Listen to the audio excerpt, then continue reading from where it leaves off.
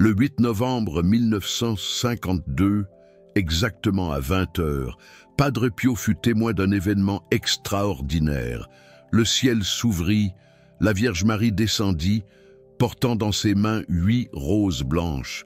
Chacune de ces roses symbolisait une grâce impossible, une faveur divine qui serait accordée à quiconque accomplirait le rituel sacré. Le chiffre 8 n'a pas été choisi au hasard. 8, c'est l'infini couché, le symbole de l'éternité. C'est aussi le 8e jour, après la création, le jour où le Christ est ressuscité. Et vous êtes sur le point de découvrir pourquoi le 8 novembre, à 20 heures, crée un alignement spirituel qui ouvre un portail direct vers le cœur de Marie. Dans les prochaines minutes, vous allez entendre l'histoire de 3 personnes qui ont reçu précisément 8 grâces impossibles en seulement 8 jours. La première était une mère dont le fils était dans un coma terminal. La deuxième, un homme au bord de la faillite, croulant sous 8 mois de loyer impayé. La troisième, une femme qui n'avait pas adressé la parole à sa propre fille depuis 8 ans. Ces 3 personnes ont accompli le rituel des 8 roses le 8 novembre, à 20 heures. Et toutes les 3 ont reçu leurs 8 grâces avant le 8e jour. Mais il y a un détail qui change tout. Un détail que Padre Pio n'a révélé qu'à 6 personnes avant de mourir. Un détail qui explique pourquoi certaines personnes reçoivent les 8 grâces et d'autres, rien. Et ce détail concerne la 8e rose. Oui, vous placerez bien 8 roses devant Marie, mais la 8e rose, celle qui se trouve au centre, doit être choisie d'une manière très spécifique, sinon le portail ne s'ouvrira pas. Avez-vous déjà demandé quelque chose d'impossible à la Vierge Marie? Quelque chose qui vous semblait si lointain que vous n'osiez même plus croire que cela pourrait arriver? Peut-être s'agit-il de la guérison d'une maladie que les médecins ont abandonnée? Peut-être la restauration d'un mariage qui est brisé? Peut-être un enfant éloigné de la foi que vous ne parvenez plus à atteindre? Peut-être une dette si énorme que vous ne voyez aucune issue?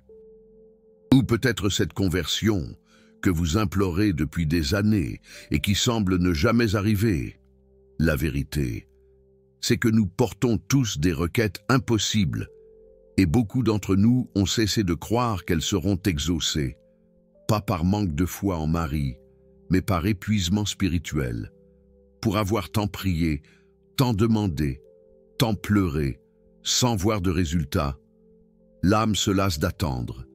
Et alors, vient la tentation la plus dangereuse, celle d'abandonner toute demande. Mais si je vous disais qu'il existe un moment dans l'année où le ciel est plus attentif à vos demandes impossibles, un moment où la Vierge Marie a l'autorisation spéciale du Christ d'accorder des grâces qui, en d'autres temps, ne seraient pas accordées, un moment où le chiffre 8 aligne la terre et le ciel, le temps et l'éternité, la supplication et la réponse.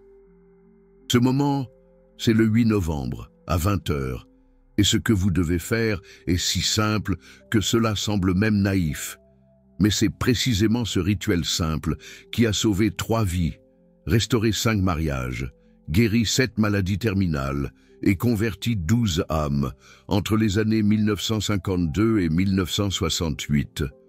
Tout est documenté dans des lettres que Padre Pio a conservées personnellement, des lettres qui se trouvent aujourd'hui dans les archives de San Giovanni Rotondo, des lettres qui prouvent que le rituel des 8 roses fonctionne.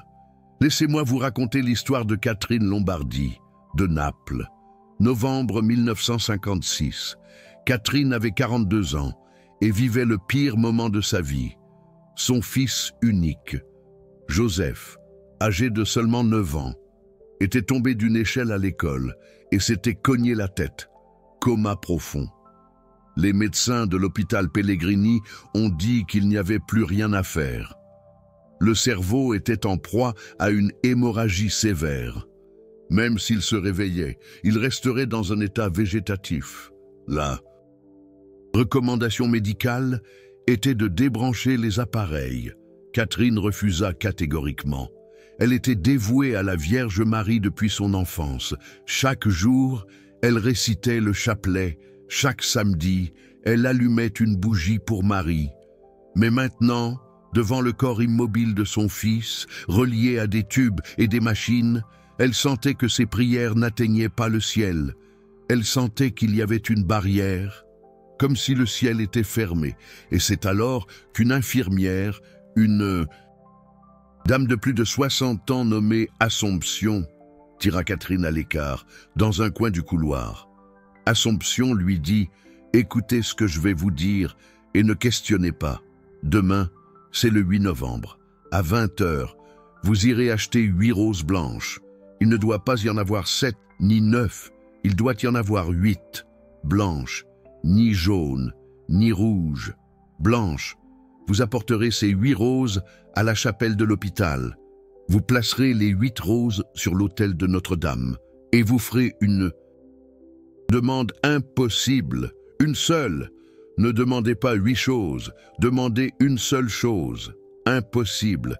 Et Marie vous accordera 8 grâces en 8 jours.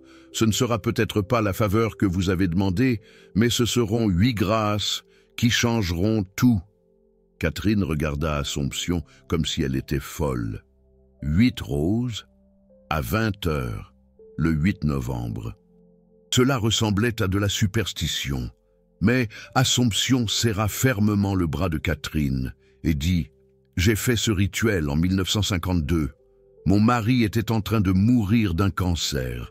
Les médecins lui donnaient 3 semaines à vivre. J'ai fait le rituel des 8 roses le 8 novembre à 20h. J'ai demandé sa guérison. Savez-vous ce qui s'est passé? En 8 jours, il n'a pas été guéri. Mais il s'est produit 8 choses qui ont préparé mon âme à son départ. 8 grâces qui m'ont donné la paix, la force, l'acceptation et l'espérance. Il est mort le 9e jour, mais j'étais en paix, parce que les 8 grâces que Marie m'a accordées étaient plus grandes que la guérison que j'avais demandée. Catherine resta silencieuse. Alors Assomption continua. Mais il y a plus. Une amie à moi a fait le rituel en 1954 en demandant la conversion de son fils, qui était plongé dans les vices en 8 jours. Le fils ne s'est pas converti, mais elle a reçu 8 signes que son fils serait sauvé. Et le 10e jour, son fils a frappé à sa porte en pleurant, en demandant de l'aide. Aujourd'hui, il est séminariste. Assomption regarda Catherine au fond des yeux et dit « Marie ne manque jamais, mais elle sait ce dont vous avez besoin, mieux que vous-même. Faites le rituel, ayez confiance. » Catherine retourna dans la chambre de son fils, Joseph. Restait immobile, sans réaction, sans espoir. Elle serra sa main froide et prit sa décision. Le jour suivant, le 8 novembre 1956, à 19h30, Catherine quitta l'hôpital et se rendit chez le fleuriste le plus proche. Elle acheta exactement 8 roses blanches. Elle demanda au propriétaire du magasin si les roses étaient fraîches. Il lui assura qu'elles avaient été cueillies ce matin même. Catherine paya, prit le bouquet de 8 roses et retourna à l'hôpital. À 20h précises, Catherine entra dans la chapelle de l'hôpital. Elle était vide, seule elle et le Saint-Sacrement, et l'image de Notre-Dame des Grâces à côté de l'autel. Catherine s'agenouilla, plaça les 8 roses blanches au pied de l'image de Marie, et alors, le cœur brisé, elle fit sa demande impossible. « Mère, je demande la vie de mon fils. Je demande qu'il se réveille. Je demande qu'il redevienne le garçon qu'il était. C'est ma demande impossible. Mais si le Seigneur a d'autres plans, alors je demande 8 grâces qui me préparent à accepter la volonté de Dieu. » Catherine resta là pendant 40 minutes, récite le chapelet complet, pleura beaucoup, et alors, elle s'est relevée, a regardé une dernière fois les 8 roses blanches aux pieds de la Vierge Marie, et est retourné dans la chambre de son fils. Rien n'avait changé. Joseph était toujours dans le coma. Mais quelque chose à l'intérieur de Catherine était différent. Pour la première fois en 6 jours, elle a ressenti une paix étrange. Ce n'était pas de la résignation, c'était de la confiance. Le lendemain, le 9 novembre, premier jour après le rituel, le premier miracle s'est produit. Une nouvelle médecin est arrivée à l'hôpital. Elle était spécialiste des traumatismes crâniens et effectuait une consultation temporaire venant de Rome. Elle a examiné les analyses de Joseph et a dit quelque chose qu'aucun autre médecin n'avait dit. Ce type d'hémorragie a une fenêtre de récupération allant jusqu'à 12 jours. Nous allons tenter un protocole expérimental. Premier miracle, un espoir médical inattendu. Le 10 novembre, deuxième jour après le rituel, deuxième miracle. Le curé de la paroisse de Catherine, qui n'était même pas au courant de la situation, est apparu à l'hôpital. Il a dit qu'il avait rêvé de Notre-Dame lui demandant d'aller visiter une mère qui avait besoin de prière. Il est allé directement dans la chambre de Joseph, a oint le garçon avec l'huile des malades, et a prié pendant 30 minutes. Deuxième miracle, une grâce sacramentelle inespérée, le 11 novembre. Troisième jour, troisième miracle. La sœur de Catherine, avec qui elle était brouillée depuis 2 ans à cause d'une histoire d'héritage, est apparue à l'hôpital en pleurant. Elle a demandé pardon. Elle a dit qu'elle avait rêvé de leur mère, déjà décédée, lui disant d'aller voir Catherine. Les 2 sœurs se sont embrassées et ont fait la paix. Troisième miracle, une réconciliation familiale. Le 12 novembre, quatrième jour. Quatrième miracle. Catherine n'avait plus d'argent pour payer les factures de l'hôpital. Son mari était décédé 3 ans auparavant et elle vivait de la couture. Elle n'avait aucun moyen de payer les coûts du traitement expérimental. Ce jour-là, une dame anonyme a déposé à la réception de l'hôpital une enveloppe contenant suffisamment d'argent pour couvrir 2 mois d'hospitalisation. À ce jour, personne ne sait qui c'était. Quatrième miracle, une providence financière inattendue. Mais il manquait encore 4 miracles. Et Joseph était toujours dans le coma. Le 13 novembre, 5e jour. Catherine était dans la chambre de son fils quand elle a senti un parfum de rose, fort, inconfondable. Mais il n'y avait pas de rose dans la chambre. Elle a regardé par la fenêtre. Elle était fermée. Elle a regardé dans le couloir. Personne n'était passé avec des fleurs. Le parfum a duré exactement 3 minutes. Et puis il a disparu. Catherine a su instantanément. C'était le signe de Padre Pio. Elle n'était jamais allée à San Giovanni Rotondo. Elle n'avait jamais vu Padre Pio en personne, mais elle connaissait les histoires du parfum de rose. 5e miracle, un signe mystique de la présence divine. Le 14 novembre, 6e jour. Rien n'a changé dans l'état de Joseph. Mais Catherine s'est réveillée avec une certitude intérieure. Son fils était pris en charge par Notre-Dame. Ce n'était pas de la pensée positive, c'était une conviction spirituelle. 6e miracle, une foi surnaturelle au milieu de la vallée de l'ombre. Le 15 novembre, 7e jour. La médecin de Rome est venue dans la chambre et a dit « Les examens montrent une petite réduction de l'œdème cérébral. Il est encore tôt pour avoir de l'espoir, mais c'est le premier signe positif en 8 jours. 7e miracle, premier signe médical d'amélioration. Et alors est arrivé le 8e jour, le 16 novembre 1956, à 8 heures du matin.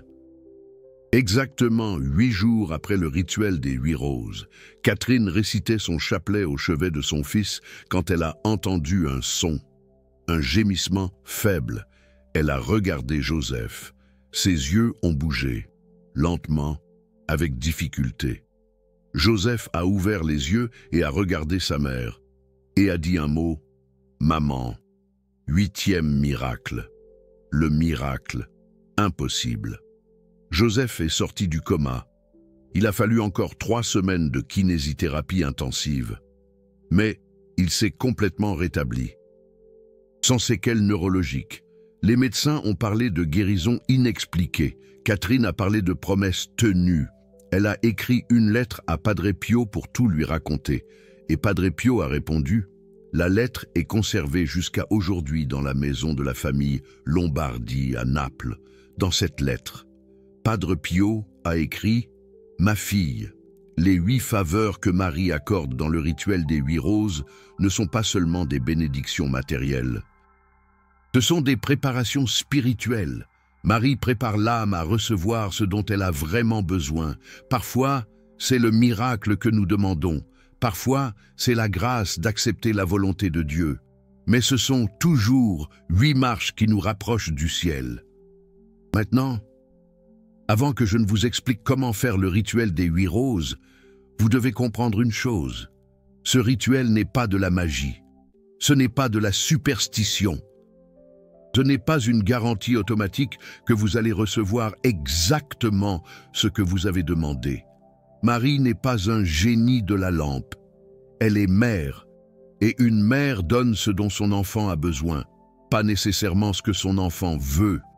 Mais il y a quelque chose que Padre Pio a révélé en 1960 qui change complètement la façon dont nous comprenons le rituel des 8 roses. Quelque chose qu'il n'a raconté qu'à un petit groupe de pèlerins à San Giovanni Rotondo. Quelque chose qui est consigné dans une lettre qu'un frère capucin a cachée pendant des décennies. Et c'est exactement ce que je vais vous révéler maintenant. Parce que sans comprendre ce détail, le rituel perd la moitié de sa force spirituelle. En mars 1960, un groupe de 8 pèlerins est allé rendre visite à Padre Pio. 8 personnes. Encore une fois, le chiffre 8, il y avait 5 femmes et 3 hommes, venant de différentes régions d'Italie. Ils avaient tous fait le rituel des 8 roses en novembre 1959, et ils voulaient tous remercier personnellement Padre Pio, parce qu'ils avaient tous les 8 reçu exactement 8 faveurs dans les 8 jours suivant le rituel. Mais l'une des femmes, appelée Lucie, a posé une question qui a tout changé. Elle a demandé « Padre Pio, pourquoi le chiffre 8 ? Pourquoi pas 7 roses ? Qui est le chiffre de la perfection ? Pourquoi pas 12 ? Qui est le chiffre des apôtres ? » Padre Pio l'a regardé avec ses yeux profonds qui semblaient voir à travers l'âme. Et alors, il a répondu quelque chose que personne n'attendait. Il a dit « Le chiffre 8 n'a pas été choisi par moi. Il a été révélé par Notre-Dame en 1948. Je récitais le chapelet après la messe quand j'ai eu une vision. J'ai vu Marie descendre du ciel avec un manteau bleu couvert d'étoiles. Dans ses mains, il y avait un bouquet de roses blanches. J'ai compté les roses. Il y en avait 8. J'ai demandé, Mère, pourquoi 8 ? Et elle a répondu, parce que 8 est le chiffre du nouveau commencement. 7 est la fin de la création. 8 est le premier jour de la nouvelle création. Christ est ressuscité le 8e jour.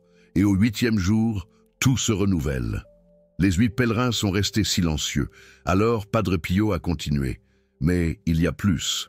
Marie m'a dit que le 8 novembre a une signification spéciale. Novembre est le mois des âmes. C'est le mois où l'Église prie pour les morts. Mais le 8 novembre est le jour où le ciel et la terre se rencontrent d'une manière unique. Parce que 8 jours après le jour de la Toussaint, qui est le 1er novembre, c'est le 8e jour de la communion des saints. C'est le jour où les âmes du purgatoire intercèdent avec plus de force pour les vivants. C'est le jour où les anges descendent pour recueillir les supplications. Et c'est le jour où Marie a une autorisation spéciale du Christ pour accorder des faveurs impossibles. Un des hommes du groupe, prénommé Antoine, demanda « Mais Padre Pio, et l'heure ? Pourquoi faut-il que ce soit à 20 heures ? Pourquoi pas le matin ou l'après-midi » Padre Pio sourit et répondit « Parce que 20 heures, ce sont 8 heures du soir. » De nouveau, le chiffre 8. Mais il y a une autre signification. À 20 heures, le jour se termine. Mais la nuit n'a pas encore complètement commencé. C'est l'heure de la transition, l'heure entre la lumière et les ténèbres. Et c'est à cette heure de transition que les prières ont le plus de force, parce qu'elles symbolisent le passage de l'impossible au possible, du désespoir à l'espérance, de la mort à la vie. Lucie, la femme qui avait posé la première question, osa alors demander quelque chose de plus profond. « Padre, et si la personne ne peut pas faire le rituel exactement à 20 h le 8 novembre? Et si elle travaille, ou est malade, ou voyage ?»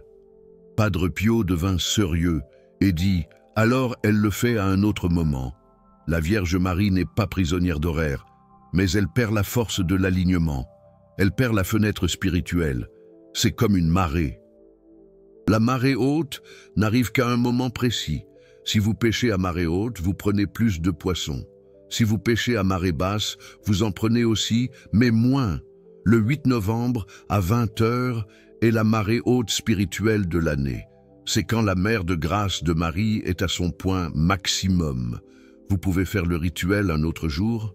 Vous pouvez, mais la force ne sera pas la même. Et alors, Padre Pio révéla le détail le plus important, le détail qui change tout. Il dit « Mais il y a une condition, les 8 roses doivent être blanches, il ne peut pas y avoir d'autres couleurs. Blanc est pureté, blanc est reddition, blanc est acceptation de la volonté de Dieu. Quand vous placez 8 roses blanches aux pieds de Marie, vous dites « Mère, je remets tout, ma demande impossible, ma volonté, mon désespoir. J'ai confiance en vous. » Et c'est cette reddition qui ouvre le portail. Un des pèlerins demanda « Et il faut que ce soit des roses. On ne peut pas utiliser une autre fleur. » Padre Pio répondit « La rose est la fleur de Marie. Chaque Ave Maria que vous récitez est une rose que vous lui offrez. Le chapelet est un bouquet de roses spirituelles, mais dans le rituel des 8 roses, vous offrez des roses physiques pour symboliser votre foi matérielle, votre reddition concrète, votre sacrifice visible.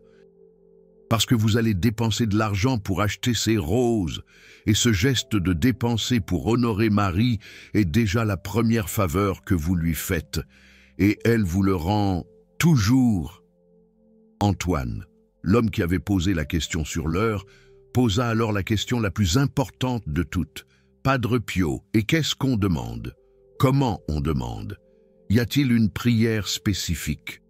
Et c'est là que Padre Pio révéla le protocole complet du rituel des 8 roses.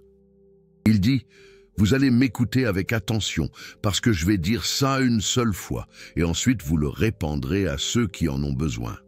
Ne le gardez pas pour vous. Ce rituel a été donné par Marie pour être partagé, pas caché.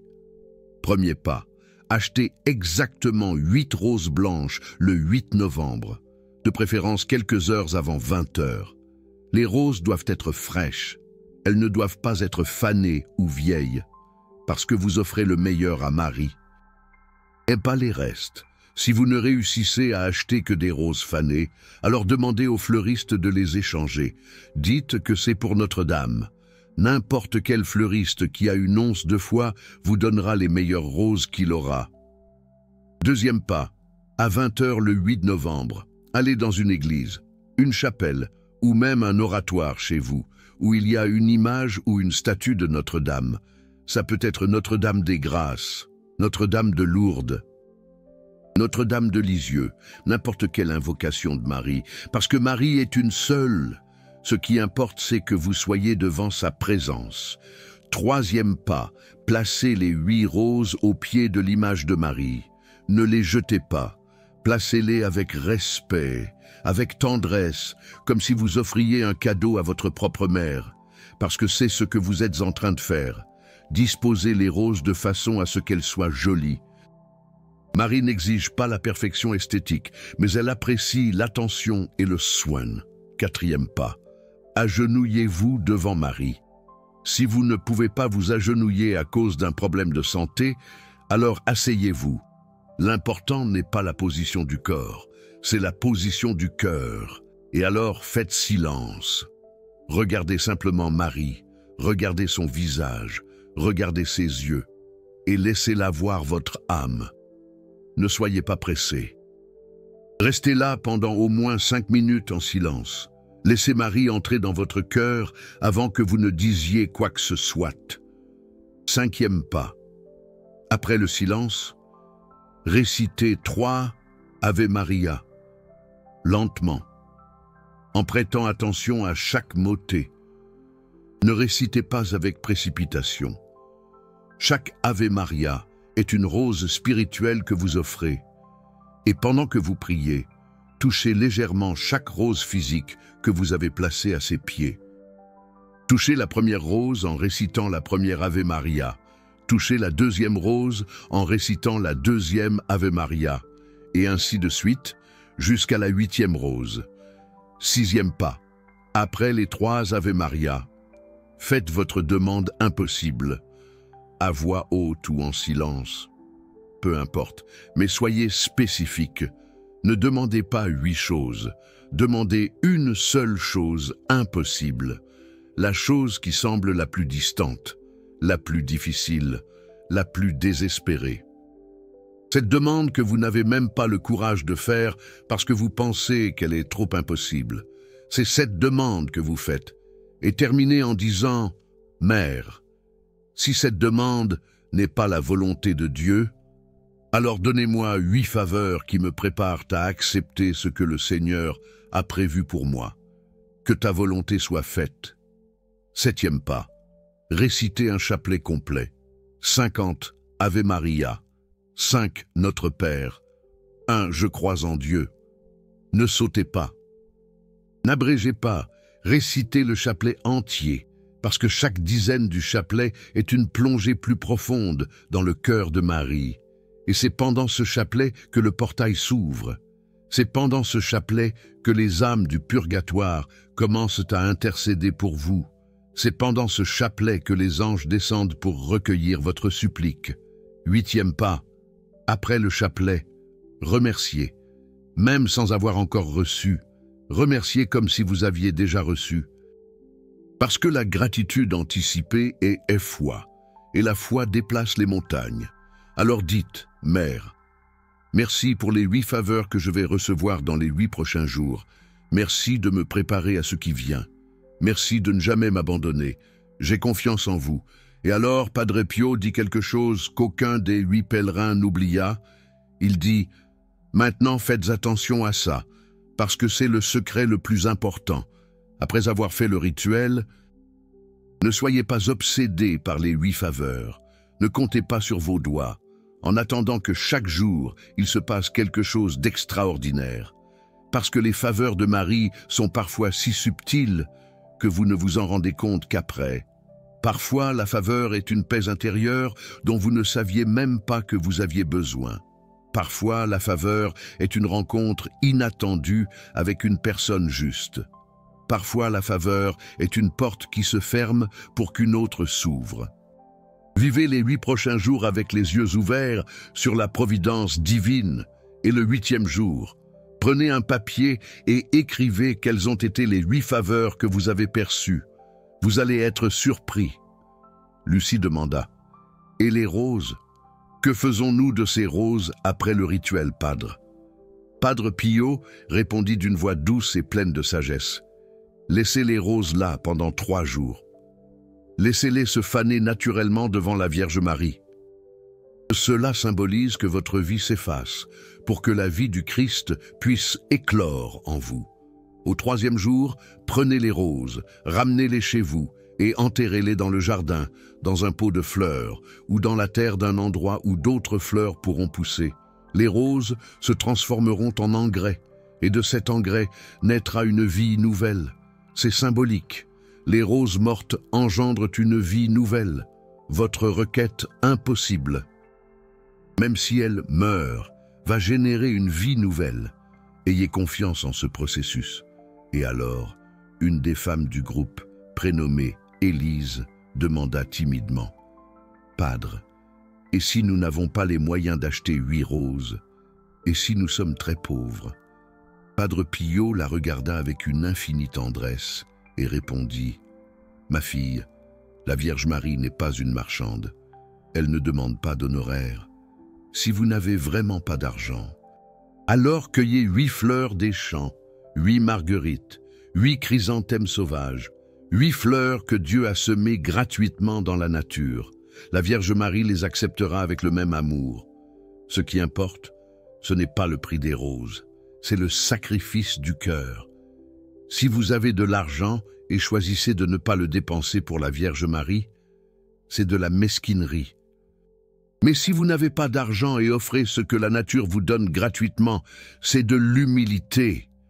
Et la Vierge Marie préfère l'humilité à l'ostentation. Les 8 pèlerins ressortirent de cette conversation transformée, touchés par la grâce divine, et chacun d'eux répandit le rituel des 8 roses partout où il passa. Camille retourna à Lyon et enseigna le rituel à tout son voisinage. Élise partit pour Marseille et l'enseigna aux femmes de la paroisse. Antoine retourna à Nice et l'enseigna à ses collègues de travail. Et ainsi, entre 1960 et 1968, année de la mort de Padre Pio, plus de 300 personnes témoignèrent par écrit qu'elles avaient fait le rituel des 8 roses et reçu 8 faveurs en 8 jours. Mais laissez-moi vous raconter l'histoire de cet homme qui devait 8 mois de loyer. Il s'appelait Marc Dubois. Il était de Bordeaux. Il avait 48 ans en novembre 1962. Marc travaillait comme menuisier. Mais son atelier avait fait faillite 6 mois auparavant. Il était sans emploi, sans revenu, avec une femme et 3 jeunes enfants à charge. Il devait 8 mois de loyer à son propriétaire, et le propriétaire lui avait déjà donné un avis d'expulsion. Marc avait jusqu'au 15 novembre pour quitter les lieux ou tout payer. Marc n'était pas très religieux. Il allait à la messe seulement à Noël et à Pâques. Mais sa femme, Françoise, était une fervente dévote de Notre-Dame. Et c'est Françoise qui entendit parler du rituel des 8 roses, par une cousine qui habitait à Lyon et avait rencontré Camille, la pèlerine qui était allée voir Padre Pio. Françoise dit à Marc, « Faisons ce rituel, qu'avons-nous à perdre ?» Marc trouvait cela ridicule. 8 roses. Pourquoi faire? Ce dont il avait besoin, c'était d'argent, pas de fleurs. Mais Françoise insista tellement que Marc céda. Le 8 novembre 1962, à 19 h, Françoise prit les économies qu'elle avait gardées dans un pot en verre. Elle avait juste assez pour acheter 8 roses blanches. Elle acheta les roses, rentra à la maison, et à 20 h, elle entraîna Marc jusqu'à l'église de la paroisse. Marc y alla à contre-cœur. Il entra dans l'église d'un air renfrogné. Françoise déposa les 8 roses aux pieds de Notre-Dame des Grâces, s'agenouilla et commença à prier. Marc resta debout, les bras croisés, regardant le plafond. Mais quand Françoise commença à pleurer doucement en priant, quelque chose se brisa en Marc. Il s'agenouilla à côté d'elle et pour la première fois depuis des années, il pria sincèrement. Françoise formula sa requête impossible. « Mère, je vous prie de faire en sorte que le propriétaire nous accorde 1 mois de délai supplémentaire et que durant ce mois, Marc trouve un travail. C'est ma requête impossible. Mais si ce n'est pas la volonté du Seigneur, alors accordez-moi 8 faveurs qui me prépareront à quitter notre maison avec dignité et sans désespoir. » Ils récitèrent le chapelet en entier. Marc ne savait même pas bien réciter le chapelet. Alors, il ne faisait que répéter les paroles que Françoise disait. Quand ils eurent terminé, Marc regarda les 8 roses blanches au pied de Notre-Dame et pensa « Ces fleurs vont faner et rien ne changera. » Mais il ne dit rien. Il se contenta de se relever, de tendre la main à Françoise, et ils retournèrent tous les deux à la maison en silence. Le lendemain, 9 novembre, premier jour après le rituel. Marc était assis dans la cuisine en train de prendre son café quand on frappa à la porte. C'était le propriétaire de l'immeuble. Marc pensa « C'est fini, il vient nous donner l'ultimatum ». Mais le propriétaire dit « Marc, je sais que vous traversez des difficultés. Hier soir, j'ai fait un rêve étrange avec ma mère, qui est décédée. Elle m'a dit d'être patient avec vous. Alors, je vais vous accorder 1 mois de plus, jusqu'au 15 décembre. Si d'ici là, vous ne payez pas, alors il n'y aura pas d'autre solution. Je serai obligé de vous expulser de première faveur, délai inespéré. Le 10 novembre, 2e jour, Marc partit à la recherche d'un emploi. Il entra dans une nouvelle menuiserie qui venait d'ouvrir en ville. Le patron embauchait. Marc fut interviewé sur le champ et fut engagé pour commencer le lendemain. Le salaire était suffisant pour payer 3 mois de loyer en retard. 2e faveur, emploi inattendu. Le 11 novembre, 3e jour, une tante de Françoise, qui habitait dans une autre ville et avec laquelle elle ne parlait plus depuis des années, téléphona en disant qu'elle avait pensé à elle et qu'elle voulait lui envoyer une aide financière. Elle envoya l'équivalent d'1 mois de loyer. 3e faveur, provision financière inattendue. Le 12 novembre, 4e jour, le fils aîné de Marc, âgé de 12 ans, qui souffrait d'une toux chronique depuis 2 mois, se réveilla guéri. Il arrêta simplement de tousser. Françoise l'emmena chez le médecin pour confirmer. Le médecin dit que ses poumons étaient parfaitement sains. 4e faveur, guérison inespérée. Le 13 novembre, 5e jour, Marc travaillait à la menuiserie. Quand le patron de l'entreprise lui offrit une commission supplémentaire pour chaque meuble personnalisé qu'il fabriquerait, cela signifiait doubler ses revenus. 5e faveur, multiplication de la provision. Le 14 novembre, 6e jour, Françoise priait chez elle quand elle sentit un parfum de rose, puissant, sans explication. Elle sut que c'était le signe de Padre Pio. 6e faveur, confirmation mystique. Le 15 novembre, 7e jour, le frère de Marc, avec lequel il était brouillé depuis 5 ans à cause d'une histoire d'argent prêté et non remboursé, se présenta chez lui demanda pardon, remboursa l'argent avec les intérêts et dit qu'il avait fait un rêve avec leur mère, déjà décédée, qui lui demandait de se réconcilier avec Marc. 7e faveur, réconciliation familiale.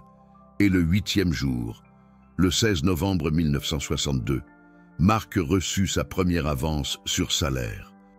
Le patron de la menuiserie dit qu'il était tellement satisfait de son travail qu'il allait lui verser la moitié de son salaire en avance. Avec cet argent, plus l'aide de sa tante, plus l'argent de son frère, Marc réussit à payer 4 mois de loyer en retard. Les 4 autres, il les paya les mois suivants avec son salaire. 8e faveur, acquittement de la dette impossible. Marc écrivit une lettre à Padre Pio pour lui raconter toute cette histoire. Une histoire remplie d'espoir. Et Padre Pio répondit d'une seule phrase: « Mon fils, Marie ne fait pas de miracle, elle organise la providence. Et quand vous lui faites confiance, la providence se multiplie. » Marco n'a plus jamais cessé d'aller à la messe. Et jusqu'à la fin de sa vie, chaque 8 novembre, il achetait 8 roses blanches et les plaçait aux pieds de Notre-Dame en remerciement. Maintenant, laissez-moi vous raconter la 3e histoire. Celle d'une femme qui, pendant 8 ans, n'avait pas parlé à sa propre fille. Elle s'appelait Thérèse Dubois. Elle était de Lyon. Elle avait 56 ans en novembre 1965. Sa fille, Chloé, avait épousé un homme que Thérèse n'approuvait pas. Un homme divorcé, plus âgé, avec des enfants d'un autre mariage. Thérèse avait dit qu'elle n'accepterait jamais ce mariage. Et quand Chloé s'était mariée malgré tout, Thérèse avait coupé les ponts. Elle n'était pas allée au mariage, n'avait pas rendu visite à sa fille, n'avait répondu à aucun appel téléphonique. 8 années de silence absolu. Mais Thérèse était rongée de l'intérieur. Elle n'arrivait pas à dormir. Chaque nuit, elle rêvait de sa fille et se réveillait en pleurs.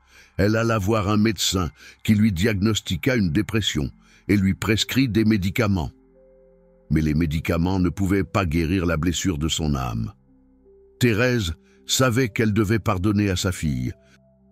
Mais son orgueil était plus fort, jusqu'à ce qu'une amie, qui avait fait le rituel des 8 roses, lui raconte les 8 faveurs qu'elle avait reçues.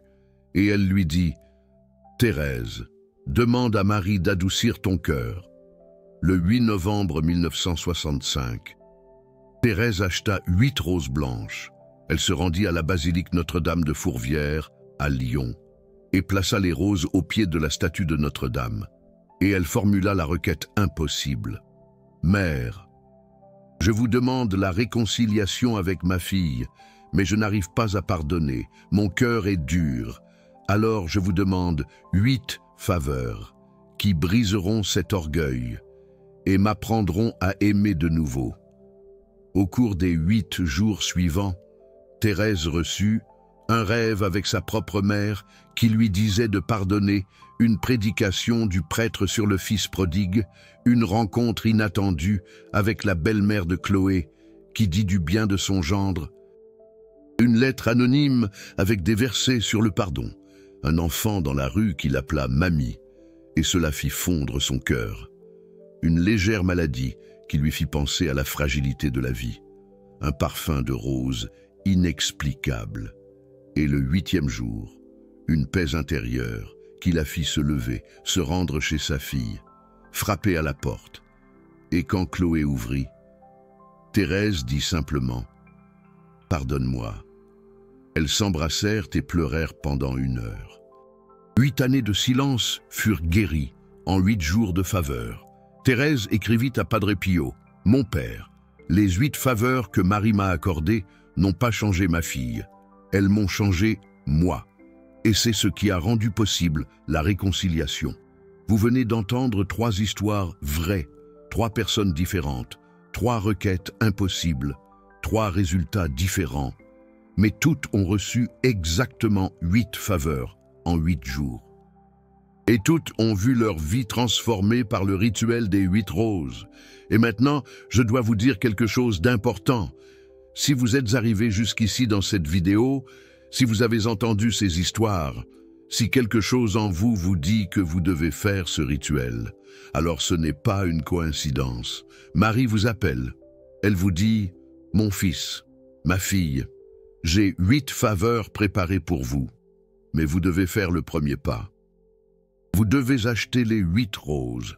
Vous devez venir à mes pieds. Vous devez faire confiance. » Cette chaîne existe pour diffuser les révélations de Padre Pio qui sont en train d'être oubliées. Des révélations comme celle du rituel des 8 roses. Et chaque vidéo que nous faisons rencontre une résistance spirituelle, parce que l'ennemi ne veut pas que vous connaissiez les chemins de grâce que Marie a ouverts. Alors, si cette vidéo vous a aidé, si vous avez senti que cela était pour vous, il existe un moyen de devenir gardien de ces révélations. C'est le Super Thanks, ce petit cœur doré juste en dessous.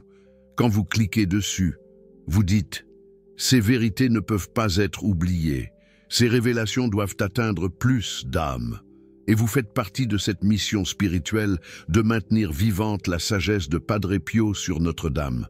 Maintenant, laissez-moi vous expliquer comment vous allez faire le rituel des 8 roses.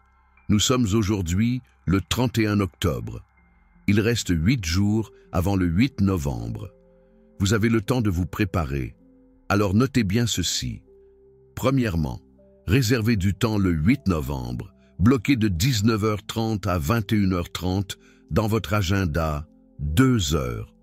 Vous aurez besoin d'au moins 1h30 pour faire le rituel complet, avec calme. Ne le faites pas à la hâte. Si vous le faites en courant, vous perdrez la moitié de la grâce. Deuxièmement, allez chez un fleuriste le 8, de préférence l'après-midi, et achetez exactement 8 roses blanches. Il n'est pas nécessaire que ce soit des roses chères. Cela peut être des roses simples. Ce qui importe, c'est qu'elles soient 8 blanches et fraîches. Si le fleuriste vous demande pourquoi, vous pouvez dire « C'est pour Notre-Dame » et demandez-lui de vous donner les meilleurs qu'il ait. Troisièmement, à 20h le 8 novembre, rendez-vous dans une église, une chapelle ou un oratoire. Si vous ne pouvez pas sortir de chez vous, alors faites-le devant une image de Notre-Dame que vous avez chez vous. Marie n'est pas prisonnière des lieux, Elle est là où un cœur sincère la recherche. Quatrièmement, placez les 8 roses au pied de l'image de Marie, avec tendresse, avec respect, comme si vous offriez un bouquet à votre mère. Cinquièmement, agenouillez-vous. Ou asseyez-vous si vous ne pouvez pas vous agenouiller et restez en silence pendant 5 minutes. Regardez simplement Marie. Laissez-la voir votre âme. Sixièmement, récitez. 3. Je vous salue Marie, lentement, et touchez légèrement chaque rose en priant. Septièmement, formulez votre requête impossible. Soyez spécifique. Et terminez en disant « Mère ». Si cette requête n'est pas la volonté de Dieu, accordez-moi 8 faveurs qui me prépareront à accepter ce que le Seigneur a prévu pour moi. Huitièmement, récitez un chapelet complet. 50. Je vous salue Marie. Ne sautez rien. C'est le moment où le portail s'ouvre. Neuvièmement, remerciez, même sans avoir encore rien reçu. Remerciez pour les 8 faveurs que vous recevrez au cours des 8 prochains jours. Et ensuite, vivez les 8 prochains jours, avec les yeux ouverts à la providence. Notez dans un carnet tout ce qui arrive d'inattendu, chaque rencontre, chaque signe, chaque paix intérieure, chaque porte qui s'ouvre, chaque réconciliation. Et le 8e jour, vous regarderez en arrière et vous vous rendrez compte. Marie a tenu sa promesse. Elle m'a accordé 8 faveurs. Maintenant, je veux savoir, avez-vous déjà reçu une grâce impossible de Notre-Dame? Avez-vous déjà eu une requête qui semblait perdue et à laquelle Marie a répondu de manière inattendue? Écrivez-le ici dans les commentaires, racontez votre histoire, parce que les témoignages fortifient la foi de ceux qui commencent à croire. Et si vous allez faire le rituel des 8 roses le 8 novembre, écrivez ici, 8 roses. Écrivez seulement cela, parce que de cette façon, nous saurons combien de personnes entrent dans ce courant de grâce. Et il y a une chose de plus. Padre Pio a dit qu'après le rituel, le 3e jour, vous devez prendre les 8 roses et les enterrer dans la terre. Laissez-les se transformer en engrais et plantez quelque chose de nouveau à cet endroit.